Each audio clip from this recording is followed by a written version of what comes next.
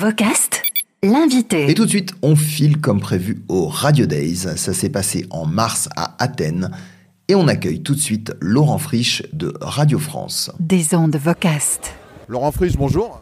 Bonjour. Alors tu es intervenu au Radio Days Europe ici à Athènes.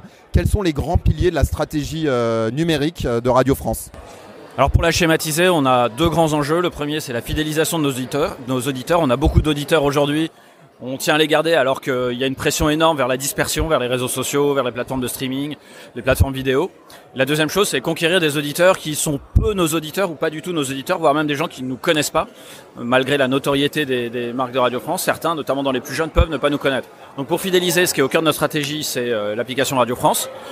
Donc on continue de développer des fonctionnalités. La personnalisation est en train d'arriver fortement, mais surtout on travaille beaucoup les parcours d'écoute et la façon dont on édite, voire on réédite notre fonds de podcast. Par exemple, l'année dernière, en 2024, on a juste commencé, c'était un test, à rééditer des anciennes collections d'émissions de France Inter et de France Culture.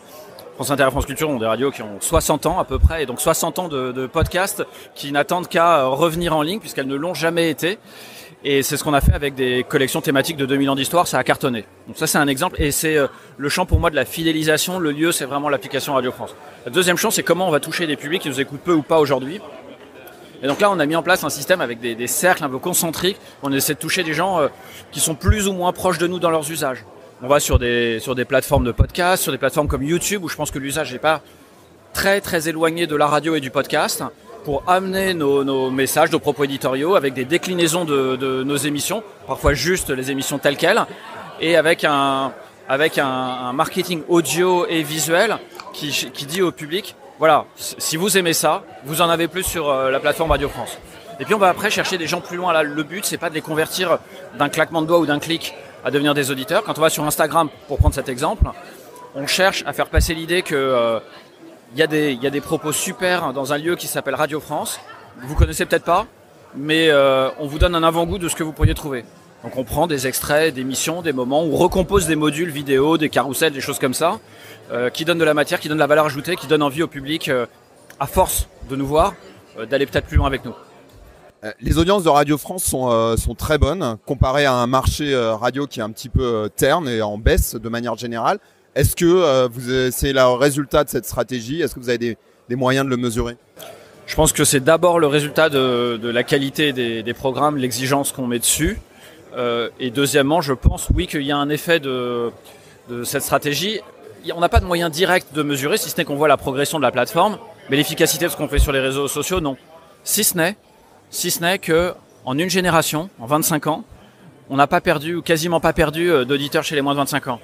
Or, vous conviendrez qu'aujourd'hui, c'est plus du tout les mêmes auditeurs de moins de 25 ans qu'il y a 25 ans, mécaniquement. Ce qui veut dire qu'on a réussi à convaincre des gens de venir. Et comment ils nous ont découvert, comment ils ont eu envie de venir nous écouter. Je dis qu'il y a eu probablement un effet de ce qu'on fait sur les réseaux sociaux, sur les plateformes et sur notre stratégie de podcast. Historiquement, il y a quand même peu d'auditeurs qui avaient moins de 25 ans chez Radio France, à part Move. C'est un socle. Est-ce qu'il y a une stratégie particulière, disons, pas seulement pour les conserver, mais vraiment pour développer cette audience ?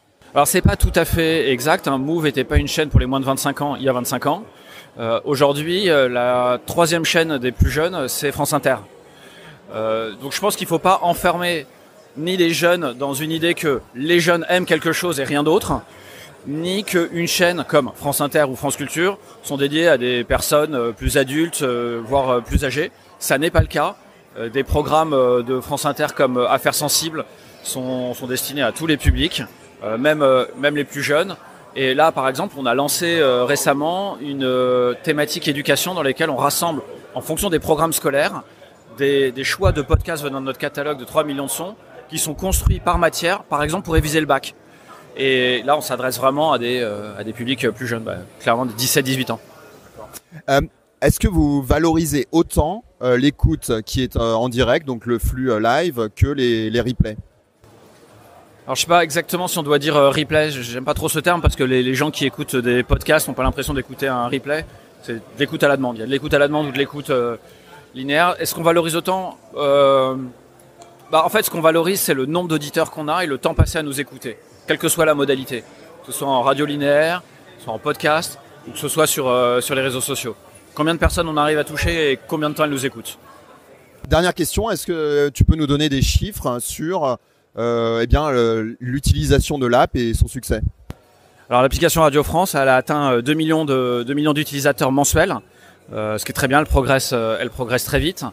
Et ces utilisateurs, chacun d'entre eux écoute, donc c'est une moyenne, chacun d'entre eux écoute 30 sons par mois. Des podcasts, des radios, des web radios. 30, c'est-à-dire un par jour, c'est énorme. Très beau chiffre. Merci Laurent Frisch. Merci. Des ondes Vocast.